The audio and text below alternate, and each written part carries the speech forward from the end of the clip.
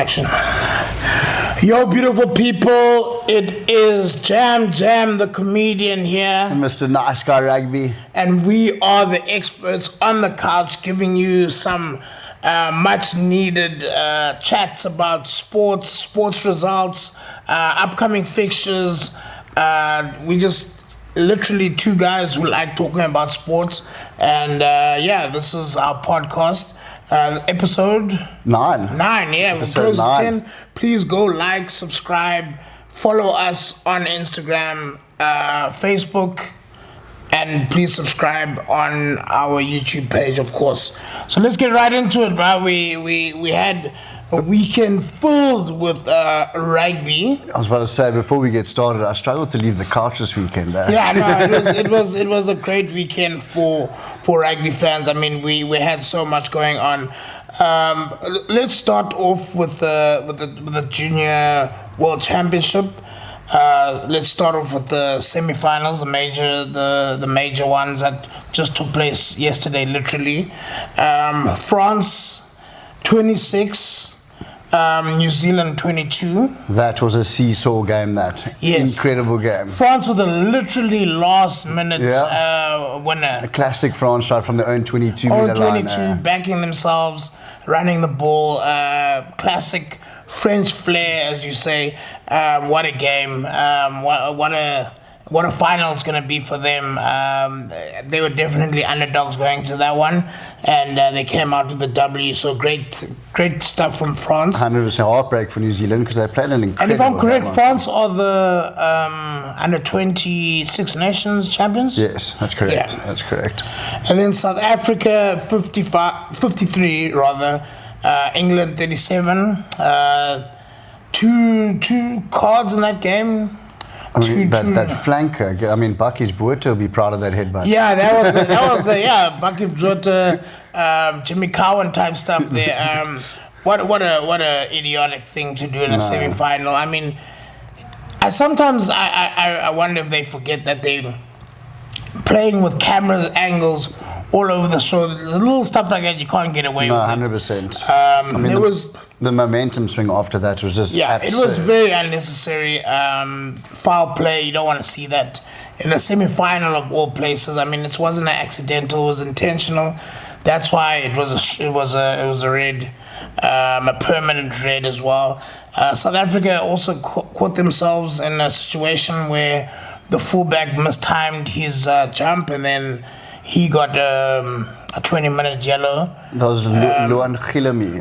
Like unlucky, but the right call. Right call, he yes. Just wasn't in the. I'm wondering now, does he get to play in the final or? It goes to review now. So now we're really hoping, because obviously now that it got upgraded to a 20-minute red, it goes to a review after that. Yeah. We're really hoping and holding our fingers that he can play in that final. Yeah, let's see that. It's going to be a big one this Saturday. Yeah, it's going to be a big one. 6:30. It is England versus South Africa.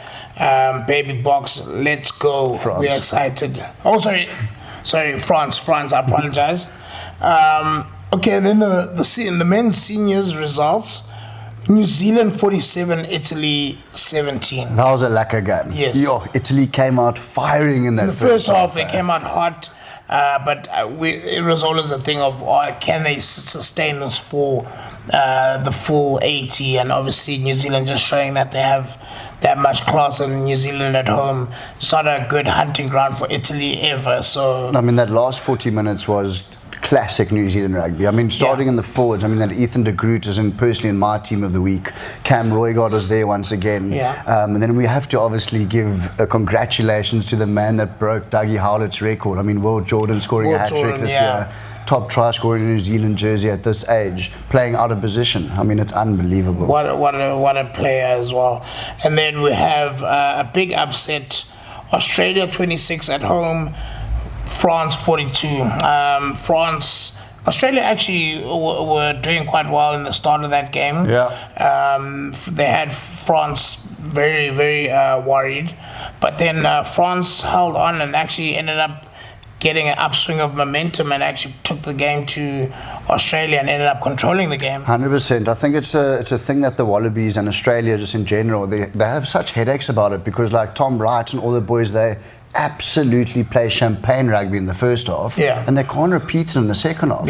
And it's horrible to like watch, even as an outsider, because you want to see them obviously convert the champagne rugby into wins on the scoreboard. And it's something they're going to have to address because they are hosting the World Cup. Correct. And they don't want to flop hosting a World Cup and, you know, have something crazy happen where they're out in the quarters or even earlier. 100%. So Australia really need to start looking into their structures and looking at who the players are that can actually finish the game, like you say, play a full 80 and not just plays 45 minutes of good rugby, but you know, throughout. Spot on, Jam. And like just on that game lastly, sorry, like also I just wanted to mention this guy because besides Will Jordan this weekend, for me he was probably one of the best players this weekend. That was Fraser McWright, the flanker for Australia. Obviously scoring 2, the amount of steals he was everywhere. He was busy. He had a good outing. Okay, and then next game, Japan 20, Ireland 36. I think we expected that one. Fiji 8, England 73. I mean that was quite a beating that the Fijians took. But HP source off the bench. He came in hot that game after a little bit of a quiet one against South Africa a couple of weeks ago. So good to see him, rocking. When is Steve Borthwick going to start him, Jana? I mean, I think he's earned his stripes now. Give him a go. Really? Yeah, he's on form. And he shows up when he gets given a good all those Northampton Saints are in the starting 15 except for I find it strange. And then the big one for us, obviously, South Africa 42, Scotland 28. A great showing by Scotland. I thought Scotland gave a very good account of themselves, but as usual, the Springbok quality is just another level. And once you get to the 60th minute, I think it's tickets for most teams because you just have the fresh legs who have just come on, the scrum which is so potent, and then backline players who can finish off great tries and create things out of nothing. Create great opportunities out of nothing. So I say to Scotland, well done for taking us as far as they did. 100%. You hit the nail on the head there. I actually don't have much to say after that, but like the thing I wanted to add was I love listening to the English and Australian and all those podcasters and all those podcasts that are going out there because they're all saying like it's almost getting to the unfair level because Russia is like not 3 sides. All of a sudden we've got 5 teams to pick from. We can't even say it's our B team anymore. It's really incredible. The great problems to have, man. Great problems to have. We, as we're chatting off camera about some of the tougher times we had from 2011 to 2018, up and down. But now we're solid. We have depth. We're playing our best players, and those were actually dark times. Thinking about it now, it's like we weren't even that excited about Saturday. Now it's a full-on event to go out and watch the box with, and we watch with pride, which is great. And then last, Argentina 35. Wales 21. I think people were expecting obviously Argentina to go to get the W in that one. Not too bad from Wales. No, another great fight from that young team. Brilliant. And just like now that you've read all of those, again, we can't tell you enough, ladies and gentlemen. That was 6 out of 6 again this weekend. Handicaps. Did it do it in the ACCA or do it singly? You still winning. I keep telling you guys, you must listen to our picks, man.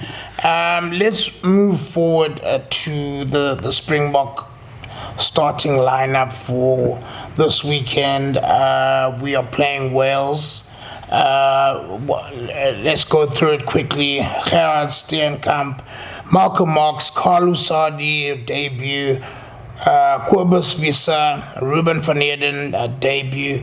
Paul de Villiers, Peter Steph du Toit, Jasper Visser, Kobus Reinach, Vusi Moyo, debut. Kurtley Arendse, Damien Dialende, Jesse Creel, Jaco Williams, debut. Apulele Fasi, Andre Hugo Venter, Wessels, Low, Dixon, Van Staden, Yankees, Libok, Willemse. I mean, that's hot. That's some crazy depth right there. I mean, starting from the front, like obviously I'm excited for all of them and they all deserve it, obviously with Rassie putting them in the team. But like starting up front, the people that I'm really excited about is Sadi, very well deserved. Can't wait to see what he's going to do out there. The exciting news and the happy news, should I call it, is obviously Kobus Visser going off in the 31st minute last week. Seeing him in the starting lineup again, fantastic news that is.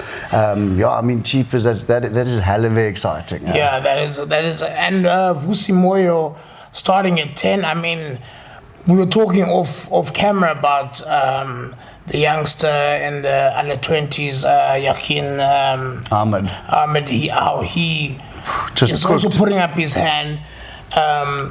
We've got Vusi Moyo starting, Keir's boy, youngster. We've got Sasha, who's still young, Pollard, Mani Lebok. I mean, who do you even take or who do you leave out? Because I was speaking to some gents, and maybe our viewers can also chime in here, and obviously I'm going to ask you to chime in. We've got Mani Lebok, the people that will play tests this year. Mani Lebok at fly half at least. Mani Lebok, you have Henry Pollard, you have Vusi Moyo, and you have Sasha Feinberg Ngomezulu. One of them will probably not make the trip to Australia. That's crazy. It is crazy. I mean, other teams barely have a second string fly half. We've got 4 guys who can really put up. I mean, obviously with Vusi Moyo, it's his first cap, so we're hoping it obviously goes well, and we wish him all the best.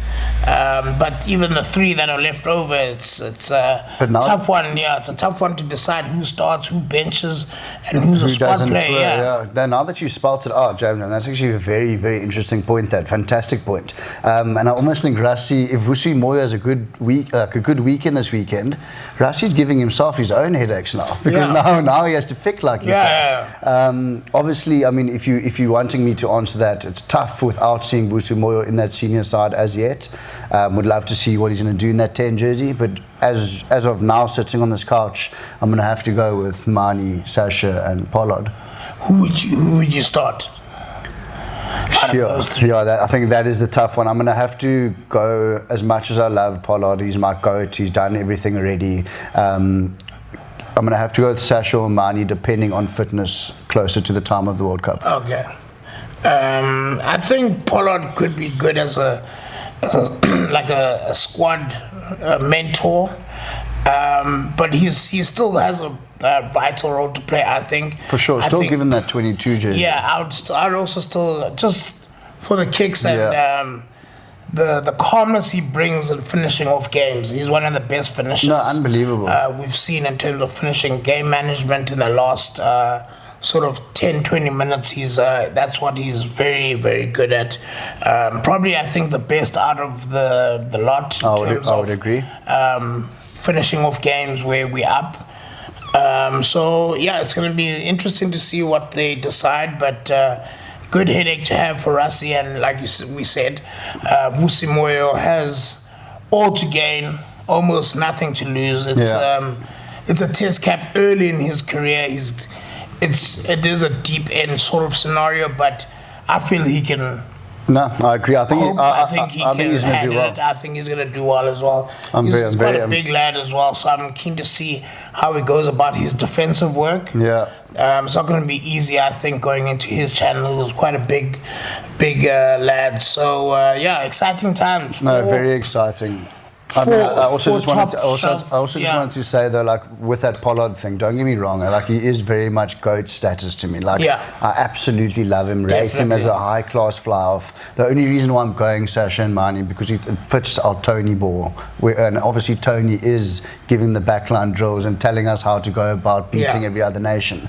So that is why I came to that conclusion. I just wanted to give that little justification because I do love Andre. We get it. Don't worry, we get it.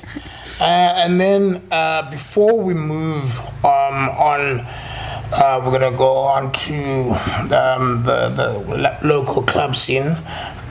Did you catch the women's game? Yes, I did. I actually commented on it. Oh, nice. That was interesting.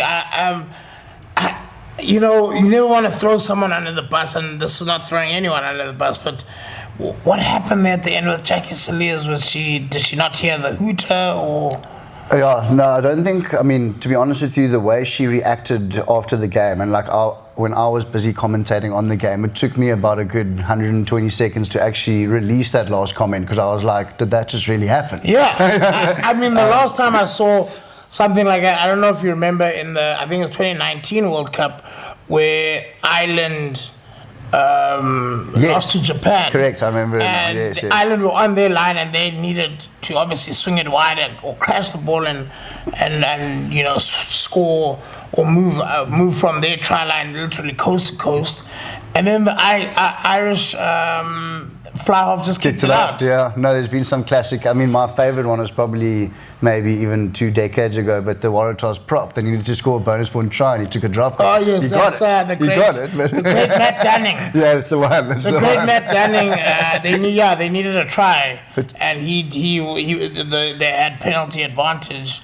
And he was just like, it's not going to go over. Let's get the penalty. Moments. And he actually got it over. I've never seen people so frustrated at someone getting a drop goal over. Because you see in the video, he's also like, he's got his hands on his head. He's like, oh, damn, how did this? And then some of his teammates are looking at him like, dude, why? Yeah. You of all people, why would you go for a drop goal and get it? 100%. What a legend, though, Matt Dunning. But we've seen this thing happen before, where people just have these moments of brain farts.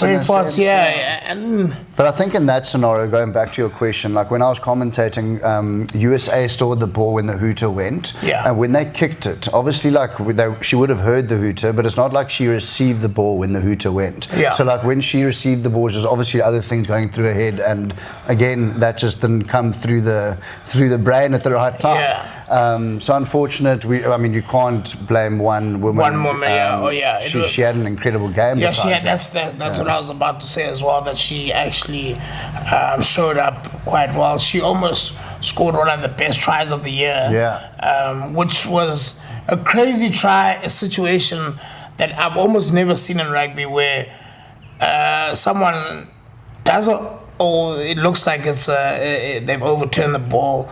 They sprint all the way and score a try.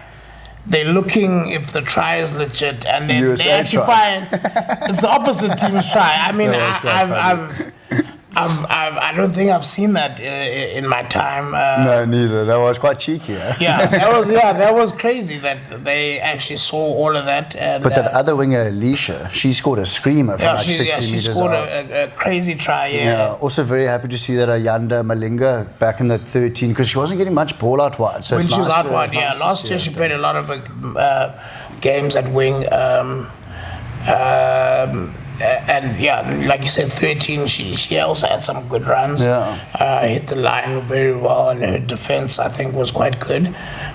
USA is obviously a highly ranked team, so to go 1-1 in the series, I think we should give credit to the women's team for showing up back to back, and and they almost won. They actually came back in this game, so kudos to them. 100%. It was lovely to watch out there. Thank you again. And I think, obviously, as South Africans, we need to keep support. I saw a post where Siya Kolisi was saying one of his missions in rugby, in totality, excuse me, is to really bring support to the women's game, bring eyes to the women's game. So I think that's something we need to take on as the rugby supporting public of South Africa. We need to go, when they come to town, when they have training sessions, open training sessions, we need to go there and show the support, because our game is still in its infancy, the women's rugby, and it can go further. It can go much further. Still, for sure. I know it's difficult to say this, because like you almost need the team. Realistically, you need the team to do well for the country to like follow and stuff. But like realistically, what is South Africa about? We need that same geest the Springbok men have for them. Like it just needs to happen. Yeah, exactly. We saw it a little bit with women's cricket when they were Geez, they've been incredible. That's a great point. Yeah. So it's just about us literally saying or doing what we say what we say, which is when they are in town. So next time they're in Pretoria, Durban, Paarl, Cape Town, let's go support them. Let's go to the store. Go to the stadium. They need this and they deserve it. They've been really pushing and hard at work, and it's starting to come together. So Agreed. We just need to obviously show our support. Agreed. And then we're going to move to local club rugby. Lastly, while we're on that, I should know this, but do you know where Nadine Roos is at the moment? She probably, I'm assuming, injured. Yeah, must be, because I mean we missed. There's no sevens. There's no sevens duty. So I'm assuming it's injury. Now we've got the Western Province Super League A log. On top, Villages. Hey, look at them. Second, Durbanville, Bellville, or Durban as people call them. Helderberg third. Hamilton's is fourth. SK Warmers sixth. My alma mater, UCT, SK Warmers fifth. UCT 6th, Tygerberg 7th, 8th Marties, 9th False Bay, 10th Brackenfell, 11th Kales River, 12th UWC, 13th Franschhoek, 14th Primrose, 15th Union Milnerton, and unlucky at the end, Thunderstal number 16. Sure, Unimilk struggling down there. Yeah. That's a strong club normally. That is usually a good club. I mean, as a villager boy myself, very happy to see the boys flying at the top there. Yes, William Rose and the boys, yeah. But I must be honest, I've been watching a couple of SK Warmer games as well, and like when they cook, yes, that's nice to watch. Yeah, they're playing some... Beautiful to watch. Yeah, I was meant to go watch the Villagers recently, but the vibe at people need to go down and watch some of these games. The vibe at club rugby games is electric. It's unbelievable, guys. It's also a good day out.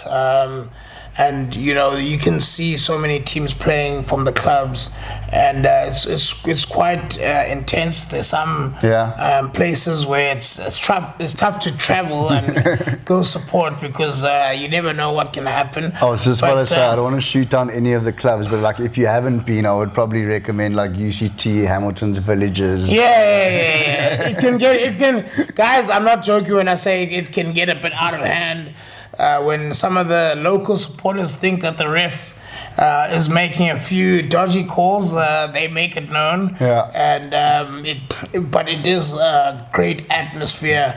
It is a big Western Province tradition to have a strong club rugby culture. So it's nice to to actually cover these results, and hopefully we'll be able to catch a couple of games in the next up and coming weeks. No, we'll make sure of it, JamJam. And a lot of our talent actually come from there as well. It's not everything pulling through the junior ranks. Like a lot of the seniors actually come through there and create the sort of depth that South Africa has actually created. Yeah. And then moving on to the semi-finals of the World Cup. I mean, this World Cup... 1, 2, 3, 4. Top 4 there. Makes sense.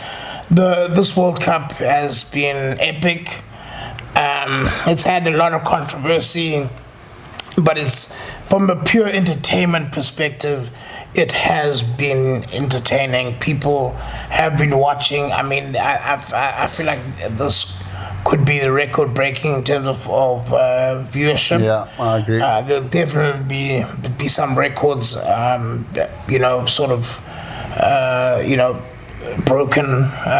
by the viewership. Now we're in the semi-finals, the business end of things, and we have France versus Spain, and we have Argentina versus England. Those are big clashes. Those are basically finals in themselves. No, literally. I was about to say, like, whoever. What are you saying there? Actually, let's reverse the roles today. Actually, let's go France Spain predictions. Okay, France Spain predictions. I would say France 2-1. Full time at 90 minutes. Yeah. Cool. And then I would say England 1-0. Like that score. I feel like England have found form at the right time. England have, I think they're gonna get. This team has been to a semi-final in 2018. Yeah. They've been to 2 Euro finals. I think that might just send them over the edge. I haven't seen David Beckham smile this widely in a long time. Yeah, he's been, so I think they might have that little extra oomph, and the supporters are there. Yeah. I think it's their time to show, hey guys, we want to do something special. This is a special bunch of players. It is one of the best England sort of setups you've seen. The consistency. People obviously like to see England lose, but they've been, like I said, they've been in 2 Euro finals. They've been in a semi-final. It's another semi-final, so all to play for. But I'm gonna back England. I love that. 1-0, and then I love that we're often on the same wavelength. Yeah, I must be honest. I'm going to say the same results as you. Same. I'm going to say 2-1 France, and then 1-1 England to win in extra time. And then last but not least, with the fixtures coming up. Sorry, let me get them out here quickly before we wrap up. The rugby special seeing the crowd while we're chatting about footy. It was special seeing the crowd singing "Hey Jude." The man was emotional out there, but even was okay, so New Zealand Ireland. Special game, that very special. New Zealand by 5+. Okay, Japan France. France by 14+. Okay, Australia Italy. Australia are going to pull off one here, ladies and gentlemen. 8+. Fiji Scotland. Like that. Scotland 13+. South Africa Wales. South Africa 15+. Argentina England.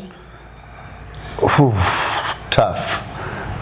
I'm going to stick with England by 3+. Okay, and then France under 20, South Africa under 20. South Africa by 8+. Guys, lock in those picks. Do with that information what you will, but I would say go lock in those picks. We are cooking right now as one of the top tipsters in our group. So I recommend that you use our tips and go make some money and send us some money if you do. But again, this has been an episode of Experts on the Couch, episode 9. Please go follow us on Instagram. Follow us both on our Instagram pages, and also follow Experts on the Couch. Please like, subscribe, hit that notification button. My name is JamJam. Mr. Nice Guy Rugby, and thank you guys for joining us. Cheers.